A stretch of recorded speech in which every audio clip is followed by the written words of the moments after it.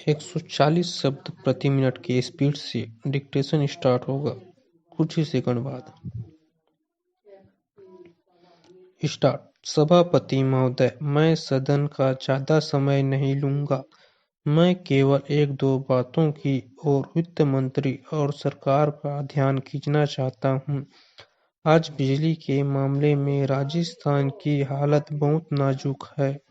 खास तौर से पिछले 5-7 दिनों से गांवों में परेशानी बहुत बढ़ गई है।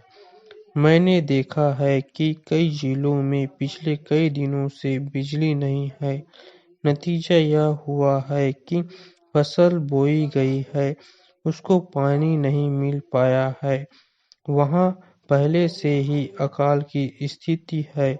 बिजली ठीक तरह से न मिलने के कारण किसानों की फसल बर्बाद हो रही है। इसलिए बिजली को और अधिक फैलाने की बात को छोड़कर सरकार उसकी पूर्ति को नियमित करे। पैरा उधर से जो माननीय सदस्य बोलते हैं वे बातें करीब करीब वही करते हैं जो हम कर रहे हैं। दोनों में कोई फर्क नहीं है। वे भी कहते हैं कि महंगाई है, बेकारी है और हालत खराब है। सरकार की तरफ से भी हर एक वक्तव्य को इसी वाक्य से शुरू किया जाता है कि उसे विरासत में खराब हालत मिली है, जिसे सुधारने में समय लगेगा। मैं निवेदन करना चाहता हूं कि सरकार एक अवधि निर्धारित कर दे कि वह कब इस पहले वाक्य को बोलना छोड़ देगी। हम सरकार का विरोध नहीं करेंगे। हम को भाषण लिखकर दे दे और बता दे कि हम क्या करेंगे। हम वैसे ही इस सदन में और बाहर जनता के सामने बोलेंगे, लेकिन वह देश की हालत को सुधारे। आज चारों तरफ हालत बिगड़ रही है। आज गांवों में कोई व्यवस्था नहीं है। सरकार हम लोगों को कब तक दोष देती रहेगी।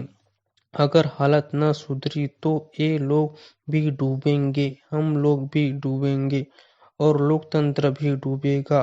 आज गांवों में हालत बहुत खतरनाक ढंग से बिगड़ रही है। मैं बड़ी जिम्मेदारी और गंभीरता के साथ यह बात कह रहा हूँ। आखिर सरकार का और हमारा काम एक ही है। कुछ लोग उधर बैठे हैं और हम इधर बैठे हैं, इससे कोई फर्क नहीं पड़ता है। पैरा हालत सब तरफ से खराब है। बिजली खराब है, कोयला खराब है, तेल नहीं मिल रहा है, किसानों के काम सब तरफ से रुके हुए हैं। गांवों के अंदर इतनी महंगाई बढ़ रही है कि गरीबों के प्राण निकल रहे हैं और आगे यह महंगाई जोर से बढ़ेगी। गेहूं का उत्पादन कम हो गया है, भाव अभी ऊंचे हो रहे हैं और भी ऊंचे होंगे।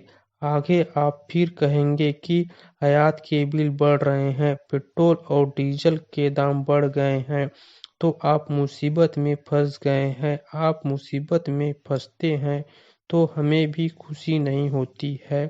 इसलिए आप गंभीरता से सोचें।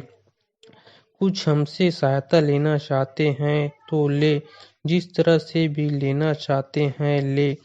आप जैसा कहेंगे वैसा ही हम जनता से जाकर बोलेंगे। अंत में मैं निवेदन करना चाहता हूँ कि आप राजस्थान के लिए जरूर कुछ करें। पैरा उपाध्यक्ष महोदय, आवश्यक वस्तुओं के अभाव और उनके मूल्यों में वृद्धि से एक आर्थिक संकट पैदा हो गया है।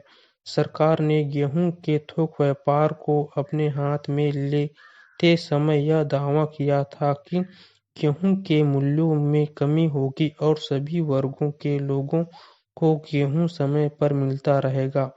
ये दोनों ही उद्देश्य विफल हो गए हैं।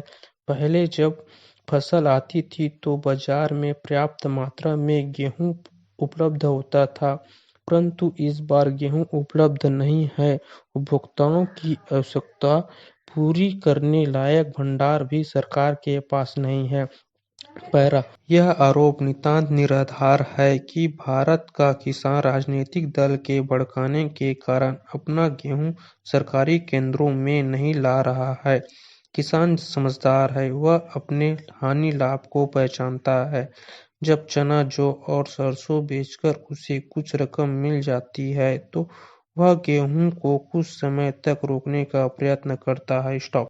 डेली इसी तरह के न्यू डिक्टेशन पाने के लिए इस चैनल को लाइक, शेयर एंड सब्सक्राइब करना ना भूलें। Thanks for watching.